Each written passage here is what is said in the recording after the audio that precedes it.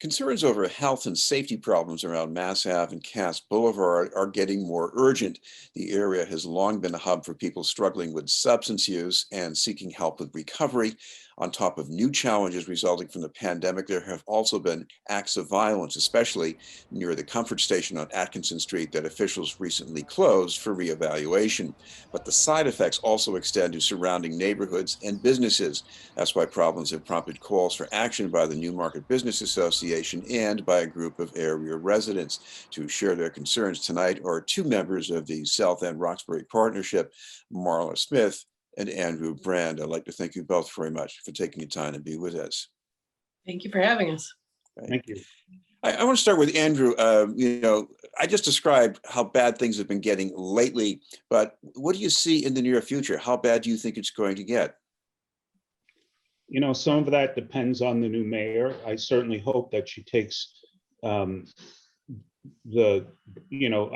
hope she takes the situation and gives it higher priority than Mayor Walsh did. I would love to see that happen. But all things being equal, I see this year being substantially worse than last year based on what I've seen from the comfort stations. Last year, after promising that they would not add any new harm reduction into the neighborhood, they opened a comfort station with no notice and no hearings, no notice, no nothing, and apparently no supervision. We came to learn that the comfort station became a de facto safe injection site where people were invited to come in and use without any police interaction. It created a big problem on Mass Ave, creating traffic jams and some other violence. The city moved it to Atkinson Street for a variety of reasons, which sort of put it out of view, and the situation continued to get worse from there. It's finally escalated into a number of stabbings, 2 murders, and a couple of other shootings recently. So and now they've closed it, so the comfort station is essentially on Atkinson Street, not in a constrained area. So unless they do something, and we can talk about maybe what they could do, I see things getting worse. It's seasonally easier in the winter, and we're just starting, it's just the early spring, so I'm not looking forward to the summer unless Kim Janey decides to step up. I'm going to bring in Marla Smith, because you live near a playground that has also been a setting, maybe not necessarily for drug use, but you do have a homeless population that is camped out there chronically. Mm-hmm. What needs to be done to make that at least somewhat better? The intention of the park is for children. It's used by a school for their recess time. It's used by a local football team, the Boston Bengals, and people have been really unable to use the park now because it has been taken over as a homeless person's encampment. And the neighborhood understands that homeless people need a place to sleep, a place to rest, a place to be, but they also don't feel like this needs to be in their park because they've been displaced and nobody is paying attention to the residents' needs and children's needs. But further to that, if people are going to be allowed to sleep in the park, there need to be facilities to make that, safe and sanitary. Right now, recently this week, there were installed 2 porta potties. I don't know how often they're being cleaned. I haven't seen them being cleaned, which isn't to say they haven't been. But 2 porta potties for a group of what can be anywhere from 10 to 20 to 50 individuals staying in one small area. I mean, if it was 50 people at a baseball game, that wouldn't be enough. And you've got people sleeping here at night. There's no access to running water besides one water fountain. So, I mean, it's not a safe place for people to be sleeping. And the reality is they're sleeping outside. I mean, a few people pitch tents, but you're sleeping outside in the air where anyone could come by. People have been assaulted. There have been, unfortunately, sexual assaults. It's just not a safe place for people to be. And they need to be able to be somewhere safe, somewhere housed, somewhere with a roof and walls, and ideally, some heat and some windows and some running water and toilets and all sorts of things that people just take for granted. And when you find yourself unhoused, you don't have any of those things, and you can only have what you can carry with you. And so it's really it's a tragic and sad situation at the end of the day. I mean, it's a loss for the residents, but the bigger concern is that these are human beings and they're sleeping in a park. And this is the city of Boston. We're not some teeny tiny town someplace. We're a city full of universities and hospitals. And if we can't solve this problem, then we have no right calling ourselves a society, because at the end of the day, these are human beings. They're our neighbors, and they deserve to be treated better than they've been treated so far. Going back to Andrew Brandt, I know you explained the shortcomings of the comfort station, but one of the things that the partnership wants to see is a round-the-clock engagement center. How would that be different from what you had before? Well, one, the comfort station wasn't around the clock. But I think the big issue is that enforcing rules, well,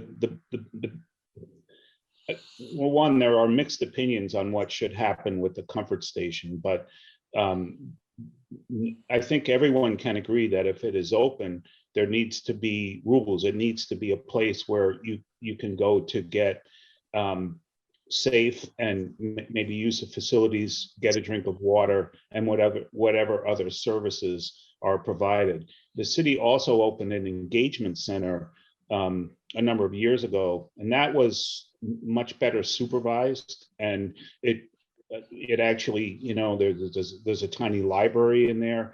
It provides books. There are some computers where people can enhance their skills, maybe look for a job. That was managed very differently than the comfort stations.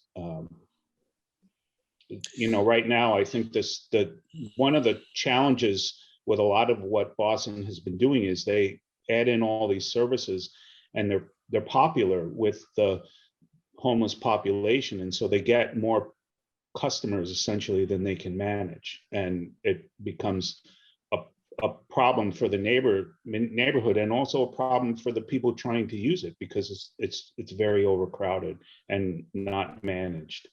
It's the same problem with the shelter. People don't want to go in the shelters because there's crime in there, and they're afraid to be in there because of unmanaged. There's crime and possibility of infection, at least for the time being. Marla, I want to ask you about some of the ideas around outreach that the partnership wants to see. One of them is more outreach by police. Is this necessarily a police job? Should there be maybe some other kind of outreach to help the people? What the community partnership is advocating for is more outreach by skilled, trained clinicians supported by the police, because at the end of the day, it's not necessarily a particularly safe area for anyone to be walking around in. But what we need frontline is clinicians working in the area to engage people, to talk to them, to hear their stories, to see what they need, and to sort of digest what their intersectionality of needs are. Some people, and I don't mean this in the way it's going to come out, are only homeless. Some people have substance abuse disorder. Some people have mental health or emotional health issues. Many people have some combination of all of those things.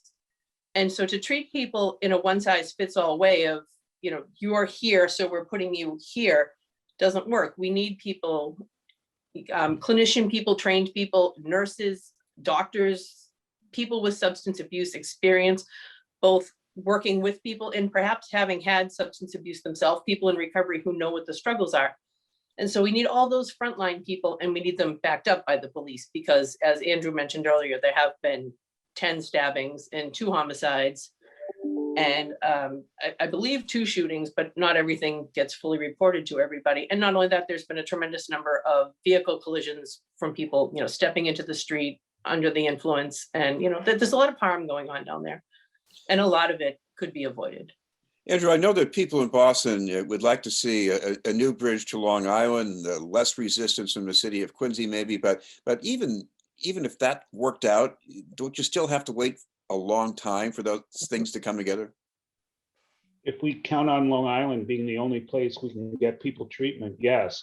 But we don't need to count on just Long Island. There's a hearing. In fact, there's a hearing today that I'm going to attend on opening the Shattuck Hospital, which is in Jamaica Plain, for use of supportive housing and and helping people to recover. There's a lot of other properties around the state that can be used, state-owned properties that are shuttered at the moment. We like, so I think with a lot of things, Boston has said that we can't make, has sort of said that they can't make a whole lot of progress until Long Island is open. And I would love to see Long Island open. I've gone to Quincy to testify at hearings to try to get it open. But the bottom line is it isn't our only choice. And even if it were open, we probably need 5 or 6 times the capacity of what Long Island will bring to have everyone in the state who suffers from either mental illness or opiate use disorder to get help. Marla, one of the other things going on here is that it's no secret that a lot of the people in distress around this intersection are from outside of Boston, maybe even outside of Massachusetts.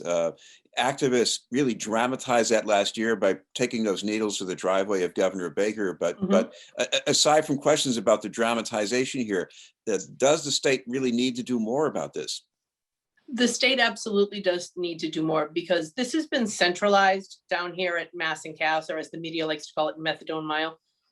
And really, the people we've interacted with and interviewed and spoken with have shown us very, very clearly that this is a statewide problem, and that due to a lack of resources, people come to Boston looking for help, when in reality, probably 60% of them, possibly a higher number, are from someplace else. And they're not limited just to Massachusetts. They're here from Rhode Island, they're here from New Hampshire and Vermont. We've had people from Maine. There just is an appalling lack of resources, region-wide, not just statewide. And some assistance from the governor, from the state of Massachusetts, would be abundantly helpful, as well as decentralizing services from this area so that people could get assistance in their communities, and perhaps wouldn't get to the desperate state that they arrive in Boston if they were able to access treatment and help closer to home. A lot of them come here as a last ditch effort to find help. If they could find it before getting here, that would help people tremendously, and they'd be home with family, with friends, with support. And that's what they really need, is people come here and they're absolutely, utterly alone. They have nothing. They have no friends, no family, no clothing, no goats, no anything. And so the state could step up, and that would be tremendously helpful. Well, I'd like to thank you both very much for taking the time to join us. Thank you very much, Chris, for having us and giving us an opportunity to speak with you and everyone else about what the problems we're facing are. And that was Marla Smith, and also with us, Andrew Brand from the South End Roxbury Partnership. We'll have more news in just a moment.